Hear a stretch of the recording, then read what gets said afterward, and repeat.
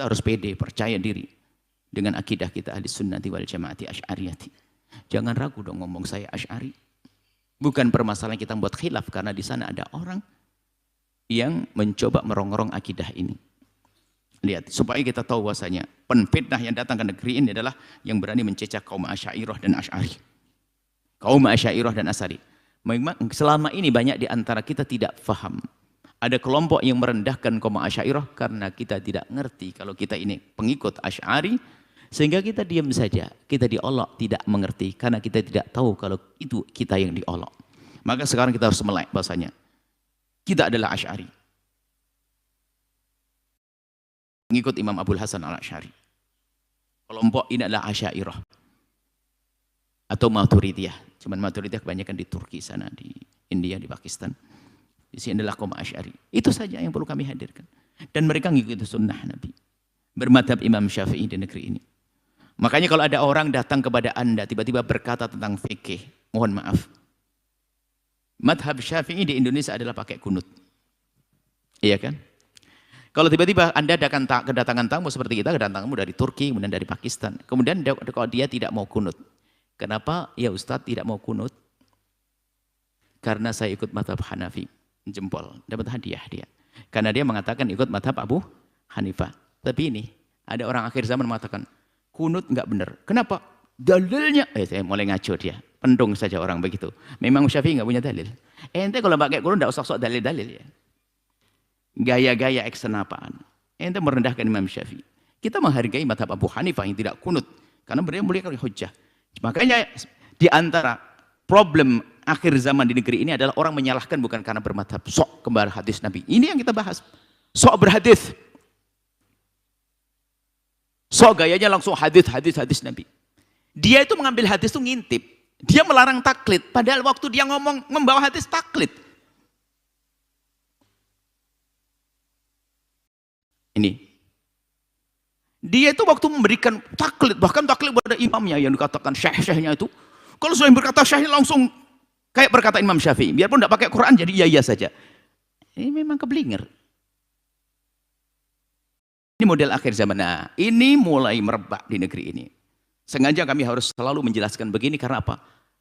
Ini kaum Asy'ariyah itu polos-polos, nggak ngerti.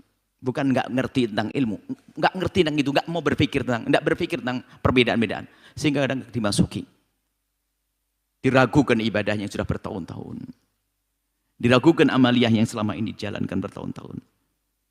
Bagaimana nggak ragu cara meragukannya? Bertentangan dengan hadis Nabi. Sementara di hatinya Nabi Muhammad ada, bertentangan, astagfirullah. Jadi ibadah saya gimana ini? Akan begitu. Padahal ini adalah orang yang tidak mengerti dia. Bahwasanya yang diamalkan juga ada hujjah.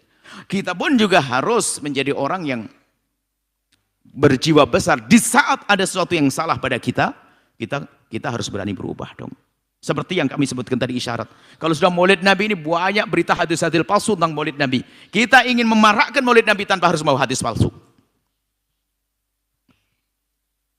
Hati-hati. Muharram, banyak hadis palsu dihadirkan. Hanya karena kita ingin mendukung amaliyah di Muharram kita. Ini permasalahan kita juga. Permasalahannya nggak belajar hadis tadi. Banyak hadis palsu. Sehingga di saat ada orang-orang kita yang mencoba memahami ini, menjelaskan, malah dimusuhi. Nah aneh. Ini kan kelemahan dari kita ini. Amaliyah toh. Tetap. Cuman maulid Nabi ya kita marakkan, kita gencar menyerukannya. Tapi nggak perlu deh kita bawa hadis palsu. Yang antaranya apa hadis? Barang siapa yang merayakan hari kelahiranku maka akan mendapatkan syafaatku. Tidak ada itu. Ada orang membawa riwayat palsu. Memang asyik menarik dai-dai ustadz-ustadz itu. Tapi kebenaran nggak boleh begitu dong. Jadi kadang orang memusuhi kita ini karena ketidakpandaian kita dalam menjelaskan permasalahan kita. Bagaimana orang musuhi tawasul? Karena kita salah menjelaskan tentang tawasul. Maka ini akan terbit buku baru. Hendaknya segera dimiliki, terbit buku baru. Cetak ulang, sudah revisi, memahami perbedaan ulama. Ini segala permasalahan selama ini Anda dibikin pusing, yang sering Anda dihantam sana sini. Kalau Anda baca ini, Anda lega punya wawasan. Insya Allah indahnya memahami perbedaan ulama. Dalam minggu ini kelihatannya sudah terbit dan itu perlu kami sebarkan seluas-luasnya. Demi apa? Demi jaga umat. Bahkan bukan saja di saat kita dikritisi, kita menjadi tenang, kita akan punya keluasan di saat kita harus menjelaskan kepada mereka. Bukan ngajak perang, bukan ngajak permusuhan. Ingat, kehancuran umat terdahulu adalah khilaf mereka dengan rasul-rasul mereka. Khilaf kita hari ini, Pak. Kehancuran kita saat ini adalah kita sering khilaf dengan ulama-ulama. Enggak patuh dengan ulama. Ini saja. Semoga Allah berikan kepada kita keinsafan.